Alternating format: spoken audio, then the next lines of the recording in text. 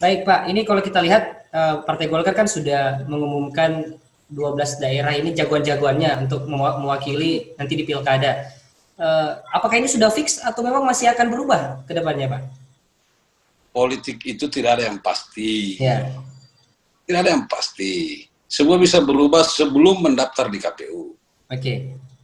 Kalau masalah Golkar yang sudah menetapkan 12 pasangan kemarin, atau 12 calon, 12 kabupaten, itu bagian daripada proses internal partai untuk menetapkan pasangan dan menetapkan calon, mengepolasi calon. Jadi semua masih dinamis, tapi yang pasti sudah ada pegangan awal dari keputusan partai bahwa ini rancangan atau rencana yang kita akan lakukan ke depan.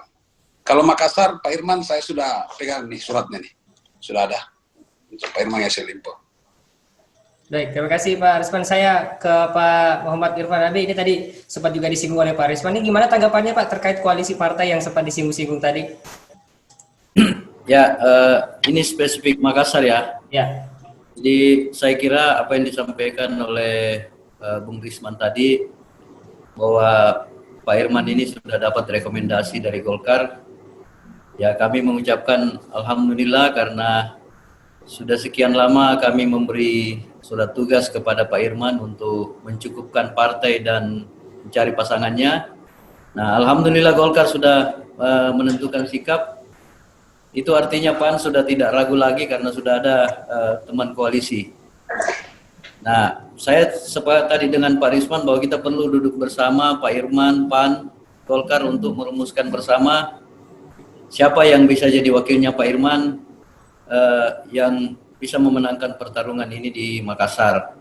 Saya kira duduk bersama ini penting supaya tidak ada dusta di antara kita seperti yang dikatakan tadi oleh Pak Risman. Nah, memang tiada dusta di antara kita ini di dalam dunia politik harus kita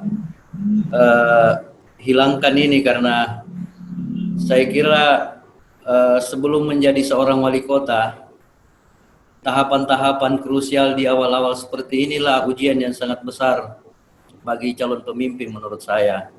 Kalau hari ini dia sudah berani mengkhianati janji-janji dan komitmennya kepada elit politik, ya apalagi dengan rakyat yang jaraknya jauh dengan dia, saya kira akan mudah mengkhianati komitmennya dengan rakyat. Jadi saya kira ini tahapan-tahapan awal yang sangat krusial untuk menguji komitmen seorang pemimpin. Ya, makasih Bung Risman karena saya kira PAN tidak sendiri lagi, sudah ada Golkar, insya Allah dalam waktu dekat kalau bisa PAN dengan Golkar ini duduk bersama.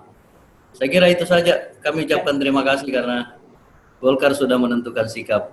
Ya, baik Pak Irfan. Ini kalau kita lihat kan sebelumnya ini sempat mengusung Irman Yassin Limpo ini kan juga Partai Amanat Nasional nih sebelumnya, sebelum Partai Golkar ini. Nah, untuk tahun ini strategi seperti apa yang bisa dilakukan oleh PAN untuk maju bertarung di Pilkada nanti? Ya, bicara strategi, saya kira saya tidak bisa sampaikan di sini karena itu dapur kita nanti dengan Pak Risman. Nanti lihat sendirilah bagaimana. Yang jelas Pak Irman kita pernah usung dulu dan pada saat itu 2 bulan menjelang Pilwalkot, luar biasa Pak Irman bisa menggeliat dan bisa mendekati Pak Dhani pada putaran terakhir. Nah, kondisi saat ini Pak Irman lebih siap lagi untuk menghadapi pertarungan, jadi kami yakin bisa lebih baik hasilnya dari pada saat pertama dulu kita usung Pak Irman. Saya kira begitu. Ya, baik, terima kasih. Saya ke Bapak Firdaus Muhammad selaku pengamat politik. Ini kalau kita melihat di Makassar ya Pak ya, ini para kandidat-kandidat paslon yang maju untuk di Pilwali nanti di Kota Makassar, ini bagaimana Pak Firdaus melihat dari contohnya elektabilitas dari paslon sendiri, terus bagaimana dengan cara parpol ini mendukung paslonnya agar bisa memang tetap setidaknya mempertahankan tren positif lah yang memang selalu kita dengarkan dari partai-partai yang sering berkomunikasi dengan kita. Silakan Pak. Ya, terima kasih. Jadi berbagai teka-teki, spekulasi-spekulasi selama ini, saya kira pada kesempatan ini sedikit banyaknya sudah mulai terurai. Ada yang terjawab, misalnya antara Golkar dengan Nasdem saya sudah terklarifikasi, kemudian penjejakan Golkar ke PAN juga sudah mulai terjawab. Nah, sekarang ini sebenarnya yang menjadi persoalan serius adalah soal elit atau kandidat yang dipilihkan untuk masyarakat, calon pemilih. Jadi terkadang ada beberapa kandidat yang di Makassar saja lah misalnya kita hitung, itu sudah cukup banyak kandidat yang sebenarnya bersosialisasi selama ini. Itu sedikit banyaknya di tengah masyarakat, itu sudah ada opini terbangun bahwa ini salah satu calon yang sudah mensosialisasikan diri. Nah, tetapi ternyata ya semua tergantung pada keputusan partai. Nah, kalau misalnya kita melihat, sebutlah antara Pak Dhani yang menguat sekarang dengan Pak None, setidaknya untuk konteks diskusi kita pada kesempatan ini pertarungannya justru lebih bisa diibaratkan ini adalah permainan pertandingan jilid kedua, kontestasi jilid 2 antara Pak Dhani dan Pak None. Ini sudah pernah terjadi sebelumnya, sehingga saya kira tempatnya sama, waktunya yang berbeda, tetapi dengan orang yang sama. Jadi ibaratnya ini kontestasi di antara kedua tokoh politik ini yang kemudian ke depan tentu sudah punya pemetaan-pemetaan, pembacaan-pembacaan politik di Makassar. Nah, yang diharapkan masyarakat tentu adalah itu tadi, ada semacam kepastian politik dari awal siapa yang digadang-gadang untuk diajukan ke dipilihkan oleh partai, karena tugas partai yang terberat adalah membangun koalisi itu, menyiapkan perahu berkoalisi, lalu kemudian maju di Pilwali. Nah, masyarakat tentu tidak bisa memilih orang lain yang tidak direkomendasikan oleh partai, terkecuali independen. Tetapi independen juga tidak terlalu lagi diminati di Makassar karena belum punya sejarah juga menang misalnya. Nah, jadi sekarang kita ingin agar masyarakat di tengah situasi pandemi dengan kecemasan-kecemasan sedikit banyaknya memberikan harapan-harapan. Saya biasa katakan masyarakat juga kan sedikit banyaknya bingung dengan estafet kepemimpinan di Makassar. Mulai dari kolom kosong yang menang, lalu kemudian anggaplah pemerintahan transisi. Sampai sekarang sudah 3 PJ di Makassar. Nah, yang kemudian masyarakat tidak bisa berbuat banyak karena memang tidak memiliki hubungan emosional sebelumnya. Nah, berbeda kalau Pak Dhani, Pak None, apalagi nanti ada Ibu Fatma pendatang baru. Nah, tentu waktu yang tersedia berbeda. Dulu ketika Pak None dengan Pak Busra itu kalau tidak salah hanya sekitar 3 bulan yang masih bergerak. Jadi ini pasangan yang cenderung injury time. Masa sosialisasinya lebih pendek dibanding dengan Dhani Ical dahulu. Nah, sekarang kita bisa mengatakan bahwa ini startnya kurang lebih sama. Dalam arti mengikuti tahapan-tahapan. Tinggal bagaimana sekarang ada kepastian dari partai bahwa Pak None itu akan maju. Yang sekarang misalnya beredar itu PAN Gerindra. Ada orang sudah paketkan Pak None dengan Bu Nunung, Gerindra. Bagaimana dengan Golkar? Kalau Golkar tidak mendapatkan posisi di pasangan None misalnya, kenapa harus meninggalkan Nasdem? Nah, ketika juga di Nasdem tidak mendapatkan posisi, kadernya diusung, sementara kalau di PAN misalnya kader partai lain. Tetapi kembali tadi yang dibicarakan Pak Risman bahwa ini tergantung pada pembicaraan di internal, siapa yang diusung. Tentu ada bargaining position di situ. Disitulah pentingnya komunikasi politik. Tetapi setidaknya masyarakat itu sudah menunggu sekarang kepastian-kepastian politik.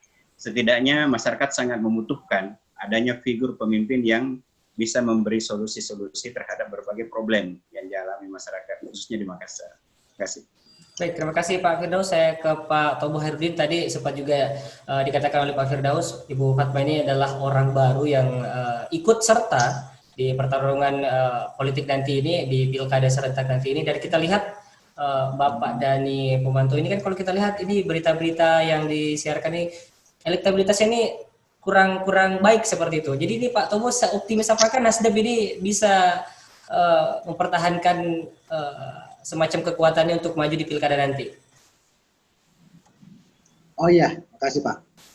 Jadi perlu saya berjelas dulu bahwa sosok Ibu Fatma ini sebenarnya bukan sosok yang baru untuk Kota Makassar. Ya.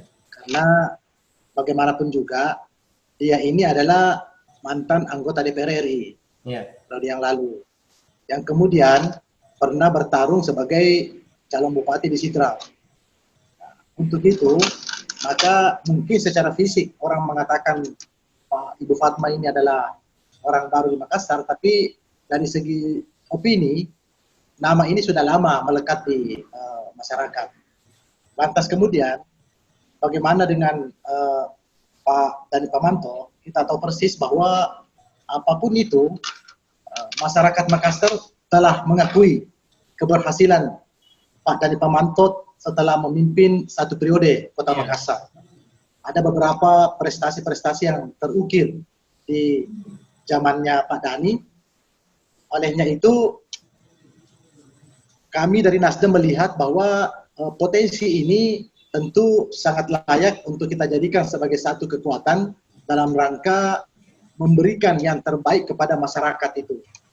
Lantas kemudian, adapun opini-opini yang berkembang di masyarakat, baik di media cetak maupun di media online, itu saya kira kami menanggapi biasa-biasa saja, karena bisa saja itu adalah bagian dari setting awal dari pihak lawan-lawan yang akan bertarung ke depan dalam rangka mendowngrading sosok Pak Dhani Pamanto yang memang kalau kita lihat ya celahnya hanya setitik, sangat tipis celahnya ketika mau misalnya dibandingkan dengan figur-figur yang akan bertarung.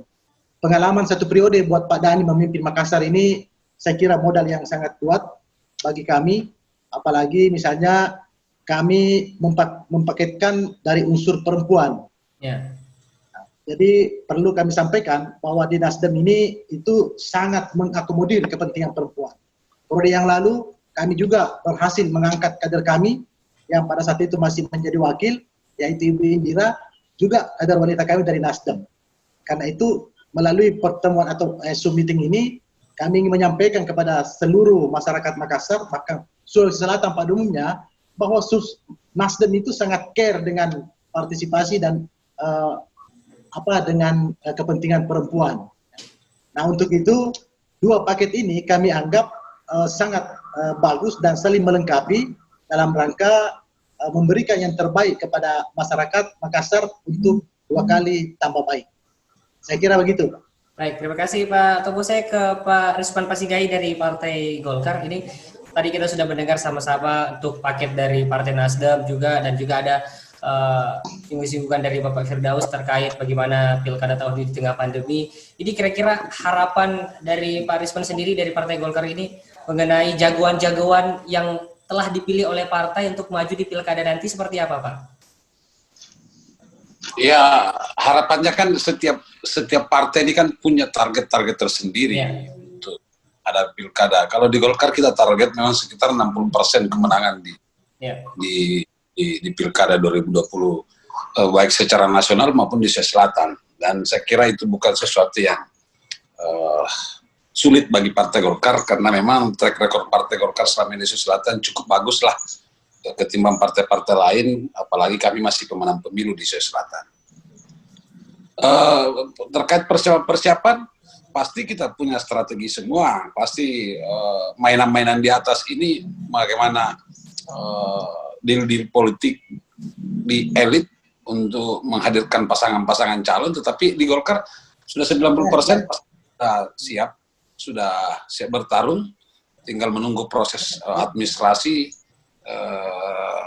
nantinya, karena pendaftaran memang masih butuh waktu sekitar sebulan lebih untuk mendaftar. Nah, kalau saya kira itu aja, Golkar siap sekitar 60% kemenangan di Sulawesi Selatan. Baik, terima kasih Pak Rizwan. Saya ke Pak Irfan, ini dari Partai Amanat Nasional. Untuk di luar dari Makassar dan untuk 12 daerah lainnya, apakah memang PAN sudah menunjuk atau sudah menentukan jagoan-jagoan dari Partai Amanat Nasional atau seperti apa, Pak? Ya, yang pasti sampai hari ini dari 10 kabupaten kota kita sudah memfinalkan sekitar 70% dari persiapan-persiapan kita. di beberapa kabupaten itu malah ada kader-kader kita sendiri yang akan bertarung. Ya mudah-mudahan kader yang kita dorong ini juga bisa membangkitkan marwah partai kita di Sulawesi Selatan. Yang jelas banyak pertimbangan-pertimbangan yang kita pikirkan ketika kita memutuskan jagoan-jagoan kita di 10 kabupaten kota. Ya, yang pasti salah satu pertimbangannya itu adalah pertimbangan harus memenangkan pertarungan itu. Tentu perhitungannya sangat detail. Misalnya bagaimana strategi yang kita gunakan, bagaimana mengaktifkan seluruh jaringan-jaringan partai, ya, dan tentunya juga yang tidak kalah pentingnya bagaimana kandidat-kandidat kita ini mampu misalnya meningkatkan setiap saat elektabilitasnya ketika kita mengukur survei secara berkala. Ya, kemampuan finansial tentu juga menjadi bahan pertimbangan karena mau tidak mau di era industri politik hari ini, saya kira kita membutuhkan banyak hal untuk meningkatkan popularitas kandidat, kesukaan kandidat, demikian juga elektabilitas kandidat. Jadi saya kira kita yakin bahwa 10 kabupaten kota ini bisa memenangkan pertarungan pilkada di Sulawesi Selatan. Dan memang itu perhitungan utama kita. Saya kira itu, Bung. Baik pemirsa, jangan kemana-mana dulu, usai jeda kami akan melanjutkan perbincangan kita, tetaplah bersama kami.